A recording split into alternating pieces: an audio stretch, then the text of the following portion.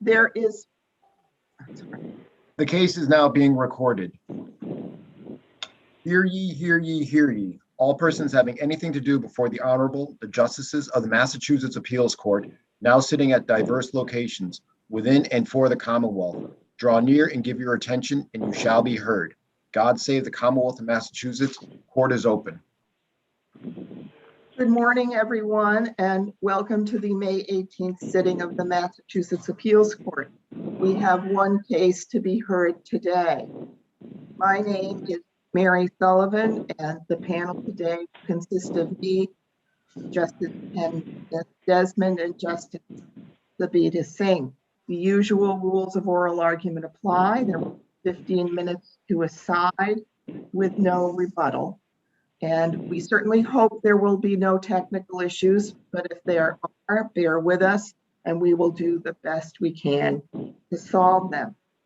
Our case today is 20P0472, Timothy BRALEY v. William Bates. Mr. BRALEY? Yes. You may begin. Thank you. Good morning, Your Honors. I am Timothy BRALEY, the pro se appellant in this appeal. I am untrained in the law and will not be able to argue the law in this appeal. I had help from jailhouse lawyers putting together the legal arguments throughout this whole matter. As far as the legal arguments go, I would stand on my brief. I would like to point out some things from Bates' brief, if I may. 1. In Bates' brief at page 9 and 11, he reiterates an argument that this court decided against him in the first appeal, that there is no private right of action for policy violations or regulatory violations. Memorandum and order pursuant to Rule 128 at pages 2 and 3, which is attached to my addendum at 17 and 18. I submit that this argument has already been decided and should not be considered by this court. Next, Bates makes an argument on pages 11 to 15 in his brief that the lower court correctly dismissed plaintiff's complaint because Bates retired on August 1st, 2018, and no longer works for the Department of Correction, and the plaintiff did not amend the complaint to allege the current food service director is similarly violating the policy. In a footnote 2 on page 12 of his brief, he says that the plaintiff alleges in his brief that the current food service director is also violating the policy. However, plaintiff only raised the allegation briefly in the lower court and provided no specifics regarding this allegation and did not amend the complaint. Your Honors, I did provide specifics of the new food service director similarly violating the policy in my memorandum and support of opposition to defendant's second motion to dismiss, my addendum at 21 to 42.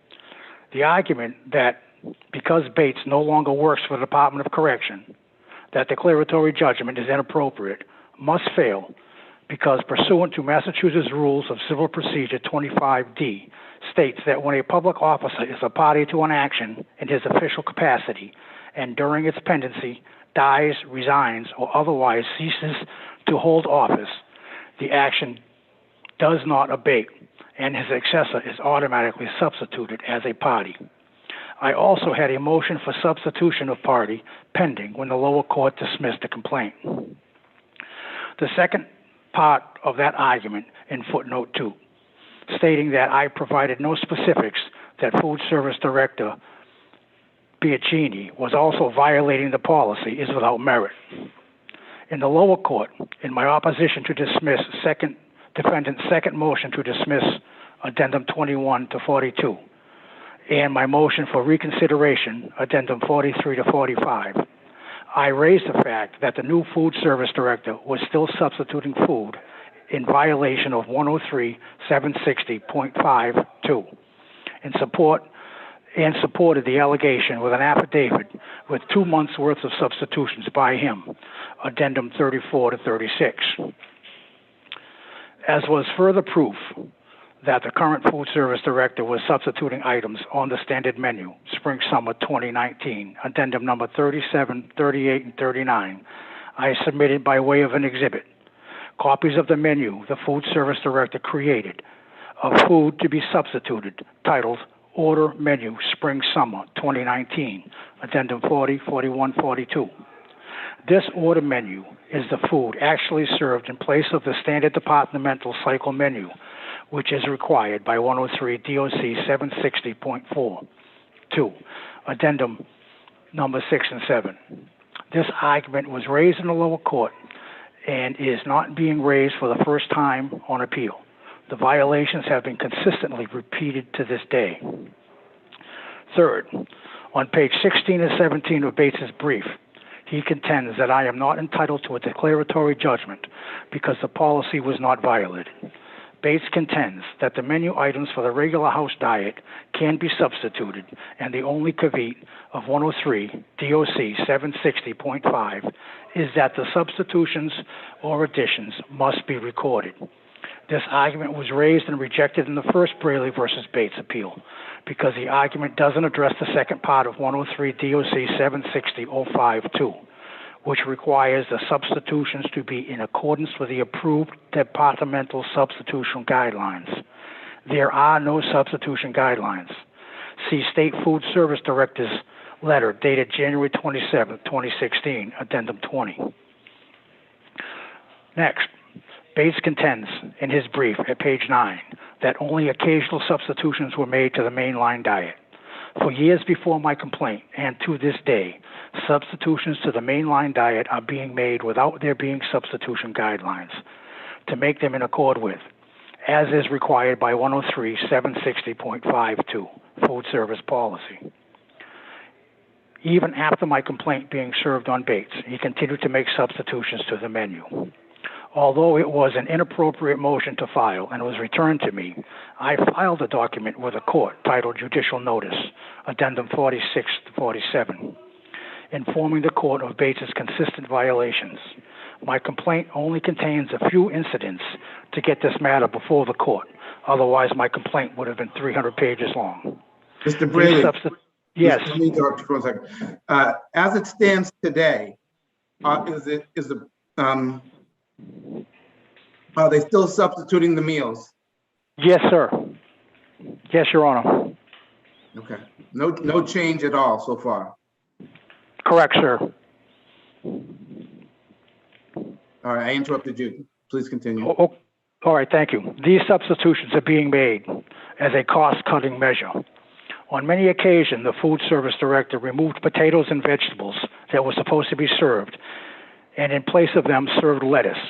While we were served lettuce with our meal instead of potatoes and vegetables, the guards were served beef tenderloin tips, shaved steak, and pork bacon, all purchased out of the inmate food count.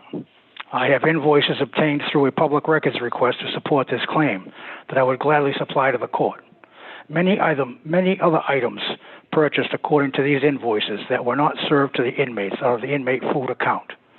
Thank you, Your Honors. That's all I have at this time. Thank you. So the last part about the comparison between the inmate meals and the guard meals, I didn't see that in your brief. Did you argue that in below? I don't believe that was argued in the brief. That's just a matter of fact that I have, since the brief was filed, I have received invoices that clearly show that items were purchased on the inmate budget. But nevertheless, that's not part of your complaint. No. Okay. All right, and this is Judge Sullivan. In your complaint,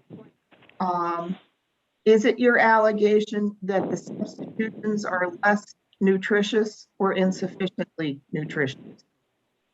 I had a hard time. We were breaking up there. I believe you were asking me about nutrition. Yes. The food that is being replaced does not have the same nutritional value as what the menu calls for. Yes. And I take it you're saying that we don't know what the bottom line is because of the lack of substitution guidelines. Correct. Okay. All right. Thank you. Any other questions? All right. There are no more questions for you, sir. If there's anything else you would like to say, this is your opportunity to do so, as you won't get a chance to speak again once you're done. No, that's all I have. Thank you. Okay, thank you very much. Very well done. Thank you. Very well done. Counsel for the commissioner, you may proceed. Good morning, Mary Arrow Bartavian for the defendant, William Bates. The lower court properly dismissed plaintiff's complaint where he pled only an internal policy violation, and he failed to allege a violation of any constitutional rights. Attorney Bartavian, let me just interrupt you for a moment. So you don't contest that the the prison is required to serve nutritious meals? I do not. Okay. And is there a certain baseline for nutrition that you're required to serve? There are standard menus which are reviewed by a dietitian who's employed by the medical vendor. However, with respect to the substitution guidelines, there have never been substitution guidelines, and the policy should probably be amended, because in practice, what happens is if the fruit is supposed to be apples and the apples come in and the apples are in a condition that cannot be served, the food services director has to have the ability to substitute with what he has when those things happen. Sometimes things don't come in, sometimes they don't come in a condition where you would want to serve it to someone. That may be true, but if you're required to serve a baseline of nutritional meals, and the apples, for whatever reason, unrelated to the inmate's actions, are not edible, to substitute them with potato chips and then say, oh, too bad, inmate, that hardly seems fair to me. So explain to me, what recourse does the inmate have when he's continuing being fed potato chips and other less nutritious meals? None? Well, Your Honor, in the example that we were talking about the apples, the food services director still has to feed 1,100 inmates at a particular institution. And, you know, they have to make sure people get fed. Plaintiff did not allege in his complaint that any of the substitutions were nutritionally inadequate. And the lower court specifically noted that he was not contending that. He's contending that they're less nutritious than what the menu calls for. He did not contend that in his complaint. And the court pointed that out. And there has been no allegation. He could, if he wants, send something to the dietitian and ask the dietitian to review. But when things happen, or if the fish oven breaks and they can't cook that, they do the best they can to make sure that everybody gets fed. And there is a dietitian who does review the menus. Now, if you're substituting things that are, what is the point of the dietitian reviewing the menu if you don't follow the menu? The goal is to follow the menu, Your Honor. It's just in certain circumstances, things happen where maybe a substitution is made. Now, according to the policy, substitutions can be made, which is why there is an as-served menu. To the extent the plaintiff alleges that there are no substitution guidelines, he still cannot state that that is a violation of any constitutional right under either the state or federal constitution. Before we get there, counsel, your first argument, which is that the substitutions only occur when forces outside the department's control render the food they intended to serve unpalatable, that's a factual argument. And that's not one that we can resolve on a 12b6, right?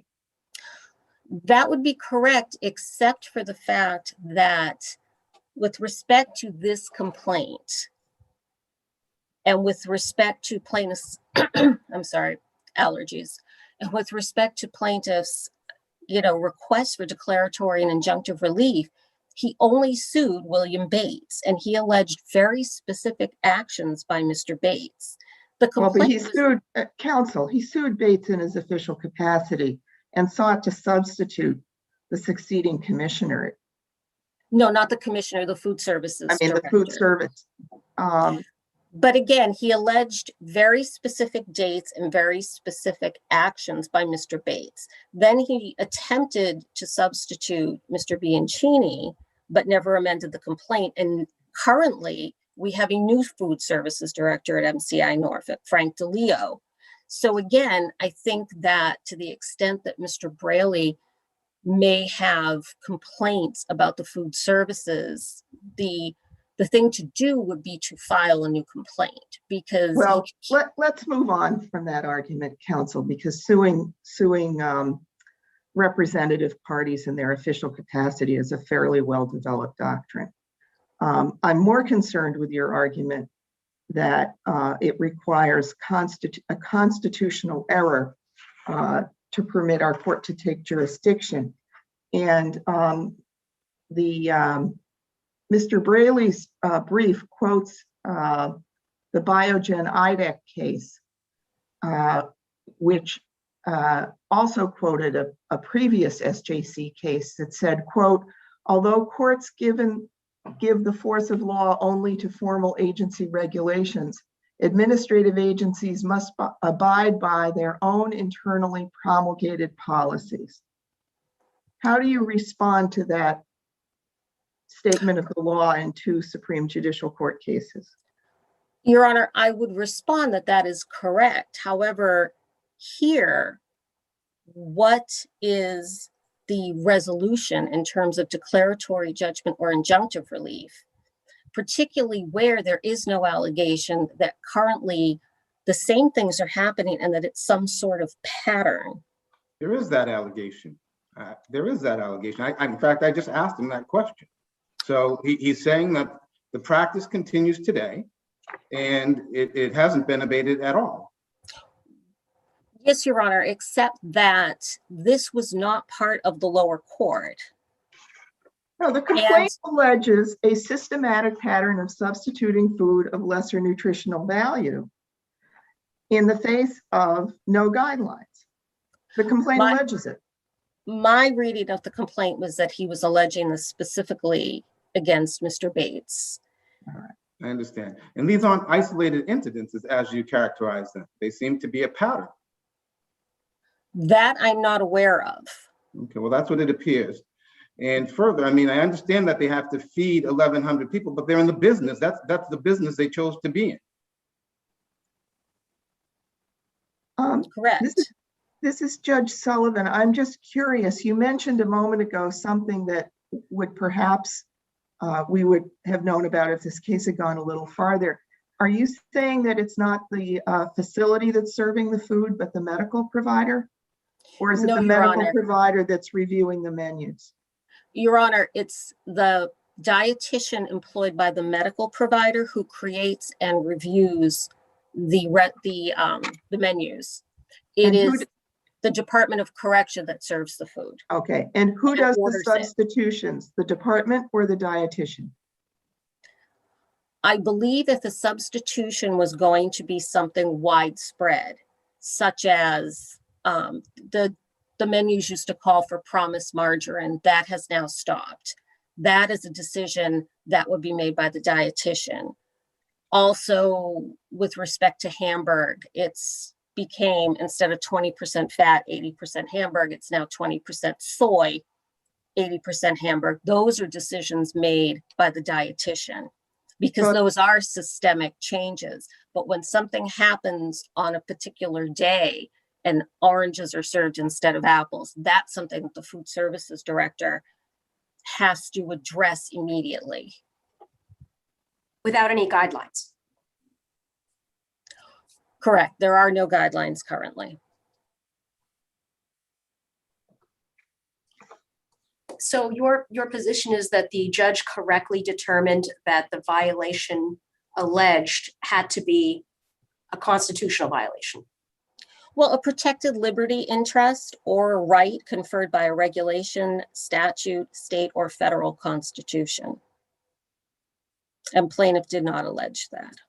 He did mention General Law, Chapter 124, Section 1Q, but that is only a a general statute that gives the commissioner of the Department of Correction the right and the ability to promulgate rules and regulations. Do we know in advance, let's say for the example that you provided, that the food was perishable and somehow rotted and couldn't be served. Do they learn that on the morning, or do they learn that at serving time? Do they know that when the food is delivered? What, can you describe that process? I don't know specifically with respect to produce, but I believe it is that same day that it has to be served. But that is something that I would have to look into. This is Judge Sullivan. Are you representing to us that all of the substitutions occur under those circumstances? No, Your Honor. Okay. And could you tell me, and forgive me if this is a very basic question, is 103 DOC 760 in your view a rule or a policy? It is a policy. Was there any rulemaking process that led to this? I believe so. That's not something I would have been involved in, but yes, I believe that the difference is it's not promulgated and it does not go to a public hearing the way that a regulation would. Right. So leaving aside regulation, is 103 DOC 760 a rule? I believe you could say that a rule and a policy are similar.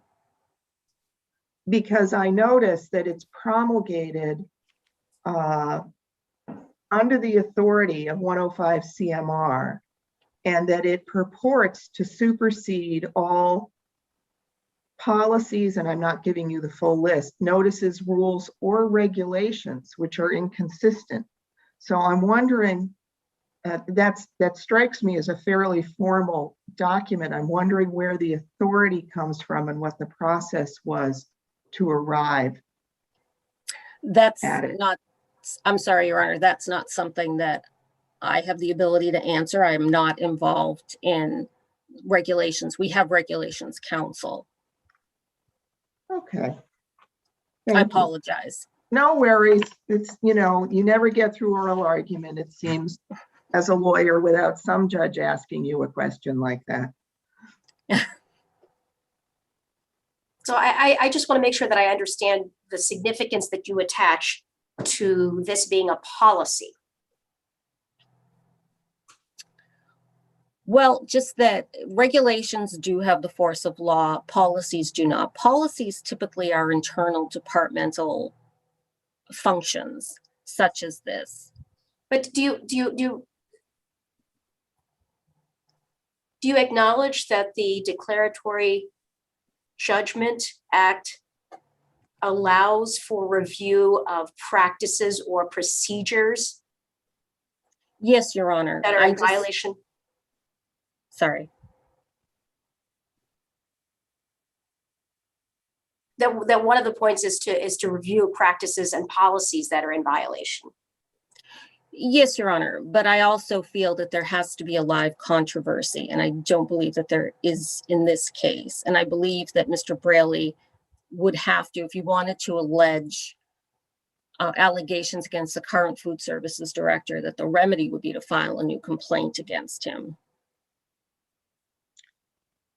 And that's your argument regarding no live controversy because of the individual who's currently in that position? Correct, because the allegations in the complaint go back some time, and to issue a declaratory judgment against the current food services director when there are no allegations against him, I don't believe is something that the Declaratory Judgment Act requires. You have 1 minute, counsel. For the remainder, I would just rely on my brief, unless anyone has any more questions. Thank you. I guess, yeah, I do have one question. Given the fact that this came up before and it was remanded, I was surprised to see some of the same arguments that were previously rejected back in the brief. So I guess I'm curious, is it the department's position that the appeals court got it wrong the first time? No, Your Honor, with respect to the no private right of action, it was my belief that the appeals court left open that question, whether or not the same analysis would be applied to a policy as opposed to a regulation. Would you not agree also, counsel, that certiorari is an available cause of action when no others are present? And that we Yes. would have the authority to review for arbitrary or capricious conduct by the department? Yes, Your Honor. Then how is it that you made the argument that there was no private right of action? Again, because in this case, the allegations go back quite some time and there are no current allegations. Plaintiff alleges that he did make specific allegations against the successor food services director, but you can't amend your complaint via a motion in opposition to something. So I don't believe that it is a current controversy against Mr. Bates. Okay, thank you. Your time has expired. Thank you to you both for your arguments, and thank you to our clerk and our IT staff and our law clerks and interns who've assisted us today. That concludes our sitting. Thank you, Your Honor.